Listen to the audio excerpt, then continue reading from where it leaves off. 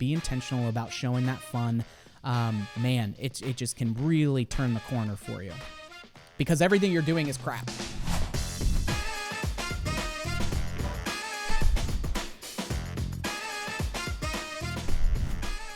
Hi, I'm Russ. And I'm Danny. And this is the Memory Makers Podcast, The show that helps you create amazing customer experiences and make more memories. Get cheeky with it. Na na na na na na na na na na na na. Get cheeky with it. I love it. We're going back to some old school Will Smith.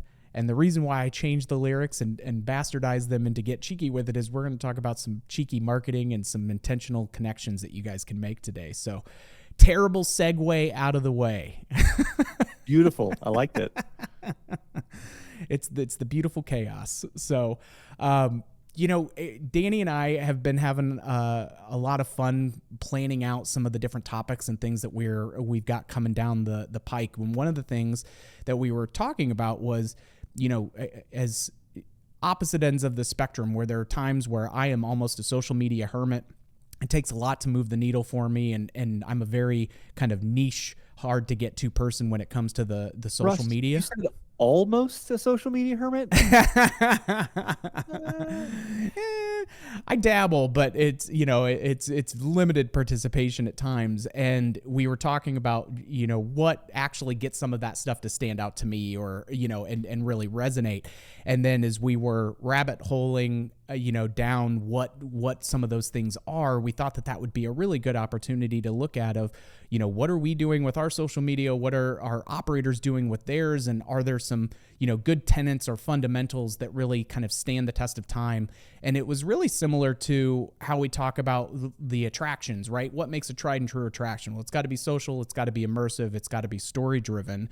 And so when we were talking about creating meaningful content on social media platforms, we can also have, these types of tenets in order to more consistently connect with who we're trying to speak to. So, today we're going to talk about a couple of things. One is, how do we highlight the emotion? How do we show the fun? And how do we be intentional? And how do those things translate into good, engaging content that your guests are going to respond to and actually do something with, which is the whole point. So, Danny, I'm going to have you start us off with Jerry Maguire throwback of not show me the money, show me the fun, baby. Show me the fun in the social media posts. Give me a reason to give a damn.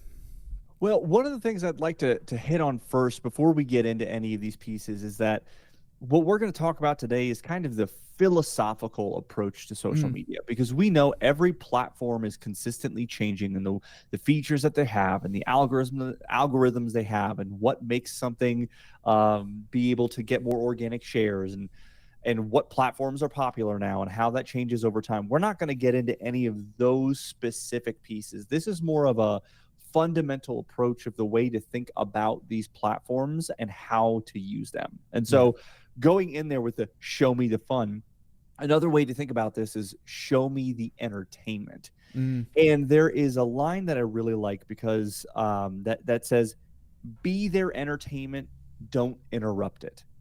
Right? We think about how go back 20 years in the way that people consumed content. They watched TV, and then there would be a commercial break and their entertainment would be interrupted to give them ads, right? That was the standard flow. And it's not that way anymore. People get to choose the kind of content that they want to engage with on social media. And so the whole idea here is, instead of interrupting their entertainment with like, I want to sell you this thing, be their entertainment, because people are much more likely to engage with that. An example is that very often, not just in this industry, but in small businesses and all kinds of industries, their feeds, whether it's on Instagram or Facebook or anywhere else, tends to be, oh, here's a bunch of flyers, here's a bunch of specials, here's a bunch of promotions, buy this, come in here, sign up for this. And it's just, no one cares. Let's just call it what it is. No one cares. And if you're wondering why you're not getting much engagement on your posts, it's because they suck. Like, let's just call it what it is. Think about your own feed, right? If you think about the people that you follow, how many people that you follow post just all of their specials? And if they do you ever interact with any of it, or do you just immediately unfollow? Well, one of the reasons that's a major contributor to me being a near social media hermit, is the fact that when I'm back on some of these things, a lot of the people that are close friends or anything else, I don't care that you're selling your nutrition shakes or that you're doing realty or real estate now. Like, I want to be able to have, like, I want to see what you're up to and what experiences and who you are as a person, not feeling like, hey, I'm entering this place and I'm going to get immediately bombarded with stuff, right? Like, it's just a friction point that you can avoid by being creative and giving them something that is, like you said, entertaining and can still help you move the current of action and things, but there's a more nuanced way to go about doing it, right? Because it's just, not only are you not getting their engagement, you're potentially creating a here we go kind of feeling or reaction to it if it's not something that is entertaining to them and it feels like it's interrupting it, to your point, Danny. So a couple examples of this, and I intentionally went hard in the paint on the hyperbole of your social media sucks just to kind of get everybody's attention, right? I don't necessarily think all of your social media is bad, but the whole point here is to let's go a little bit extreme so we can, hold up the mirror to ourselves to understand how we're approaching these platforms. We're super clickbaity here. It's all crop. So Yeah, throw it out. Oh, yeah. Now I'm thinking about the title. Your social media sucks. Yes, there it is, Mike. That's for sure what it's going to be. And yeah. Just, it's all garbage. You're done. So I wanted to give a couple examples, and what I'm going to do here is describe how these posts worked, because on this platform, especially for those that are listening on audio, we're not going to be able to show that to them, but we can put some of these into the blog post itself in the show notes. So a couple examples, there is a national or international day almost every day of the year that you can leverage to do something interesting and original for your venue. So one of the things that happened a few years ago, I had seen this post and I saved it because I thought it was a great way to approach it, is it was National Donut Day. Now, typically people think about that in the sense of the donuts that you're going to eat, which makes sense because that's what it's for. But Andretti Indoor Karting and Games wanted to get a little bit cheeky with it. And so what they did is they posted a video of one of their employees doing donuts in their go-karts around and around and around, and just said hashtag National Donut Day. And that's all it said. And it was funny and entertaining. And it was one of those things where people liked it and shared it because it was like, oh, that's a really interesting way to think about National Donut Day. They didn't say anything about the fact that they have go-karts. They didn't try to sell go-karts. They just said, here is something cool that we do. And they wanted to make this post interesting. And one of the pieces I'll also bring in here is the idea of related to Be Their Entertainment, Don't Interrupt It, is Gary Vaynerchuk, Gary V. Some people love him, some people hate him, but he has a book called Jab, Jab, Jab, Right Hook. And the whole philosophy of that is, on social media, a jab is a piece of entertaining content, a piece of valuable content, whether it's funny, entertaining, interesting, whatever that is for your audience. And a right hook is an ask that you're making of them. You want them to sign up for your email list, or you want them to come in and pay for a promotion, or you want them to buy, a laser tag pass online, whatever it is, it's an ask that you're making of them. And in his philosophy, you should have 9 jabs for every right hook. You should have 9 pieces of valuable content for every time that you're making an ask of your audience. And so this National Donut Day from Andretti's was a great example of something that's a jab, just entertaining, interesting, fun. Another example that we saw, this was also several years ago. This was before COVID, but I still remember this because I thought it was great.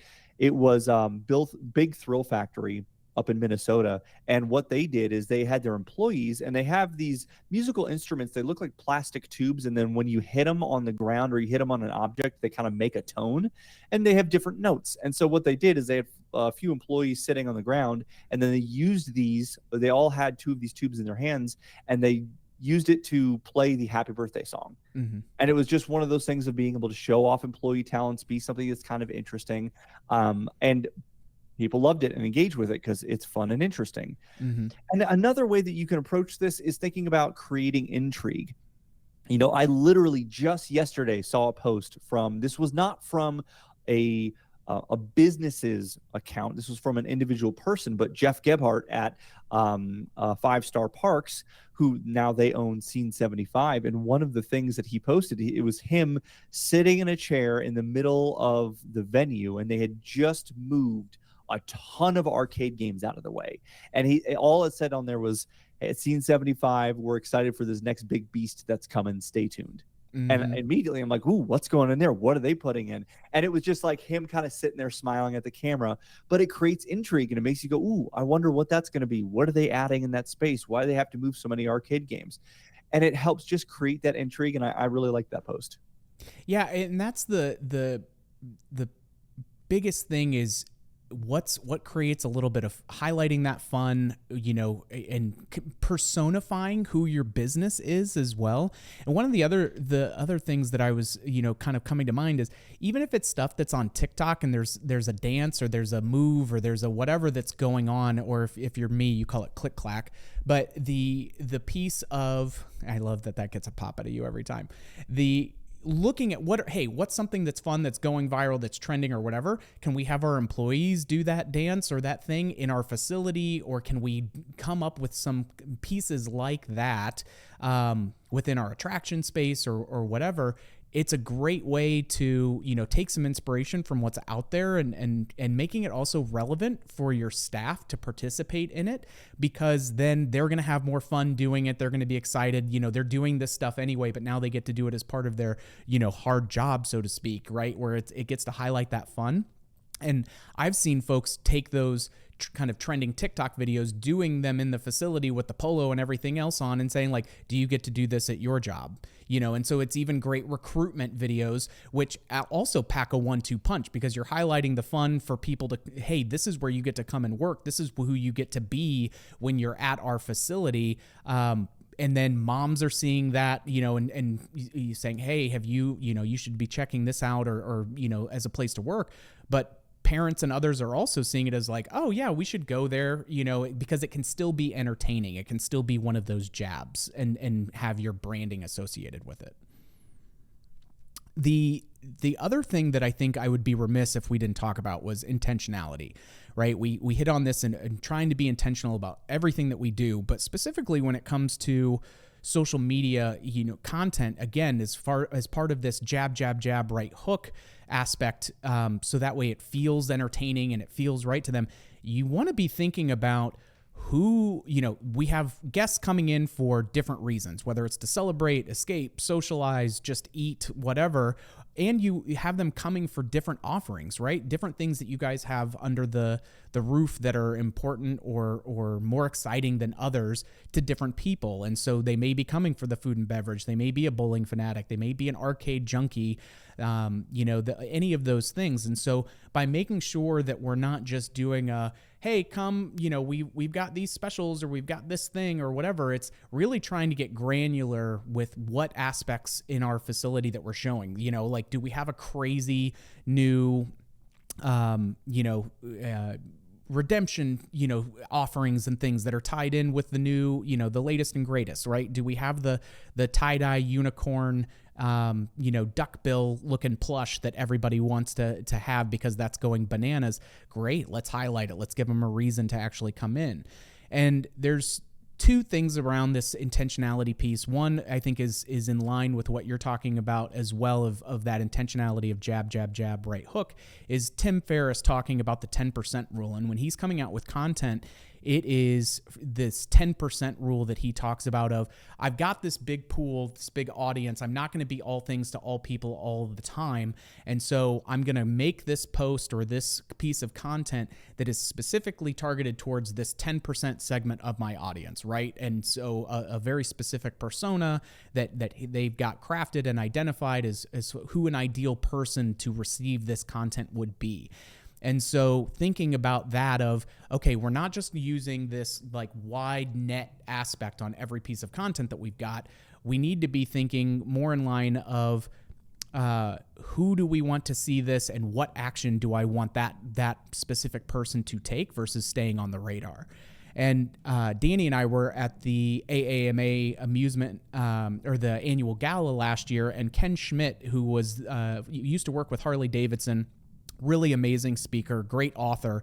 And he was with Harley Davidson when they were going through a massive turnaround with the brand and the bankruptcy pieces back in the 80s. And one of the things that he was talking about, they wrote down and said, what are people saying about us now? What do we want them to say, and how do we get them to actually say it, right? And it was just a great, easy piece of that was so universal in my mind. It was one of those moments of kind of getting blinded by the little light bulb of it's brilliantly simple. And so thinking about that with this 10% rule of, okay, who do I want to see this ad? What actions do I want them to take? And what then, do we do to deliver on that experience or that fun? And so, again, nothing can move without the intentionality. It's like in the episode where we talked about being busy versus being productive, right? Both can appear to have a lot of razzle-dazzle and action around them, but only being productive is what's really going to move the needle. And so if we're taking this jab, jab, jab, right hook and this 10% aspect and looking at, we're going to entertain people and then make an ask every so often with it. And while we're entertaining those people, we're going to be targeting specific things to specific people to make sure that we're highlighting on all the different reasons as to why it's important for them and why they should care to be able to come in and spend their time and money with us. The last thing I want to add is kind of an umbrella over all of these tenets with the emotionality and the being their entertainment and being intentional is consistency. Inconsistency is the kiss of death on social media, right? And so as with almost anything in life, almost any habit in life, almost anything in your business, consistency is one of the keys to make it work. And so the start and stop mentality of this, or doing it every once in a while, will only get you limited results. The more consistent that you are, the better results that you're going to get in the short and the long term.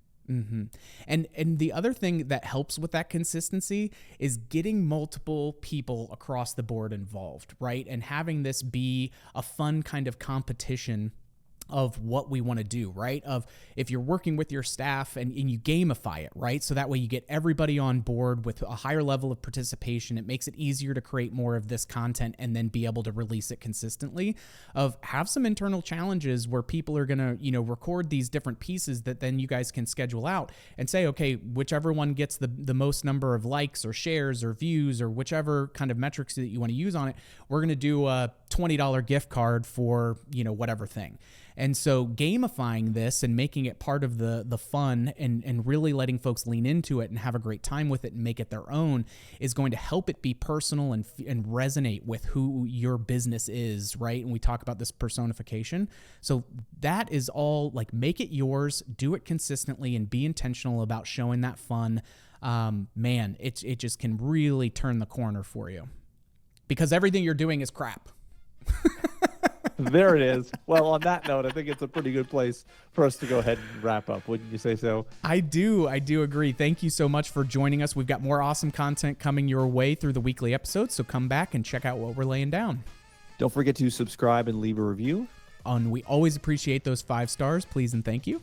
If you've got ideas for future topics or guests that you'd like to see, follow us on social media, send us a DM. And as always, big shout out to Mikey Mike on the 1s and 2s working the Ultranet for us. And thank you again for joining us. And we'll see you on the next one, Troublemakers.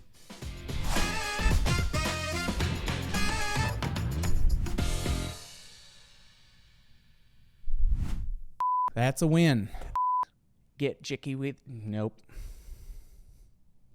We're going to start that one again. It's terrible. We're starting over. Shake that Etch-a-Sketch. We're on a streak of me just effing it up on the openings. Bless our hearts. My heart. Bless my heart. Okay. Sorry, Mike. You ready? Yep.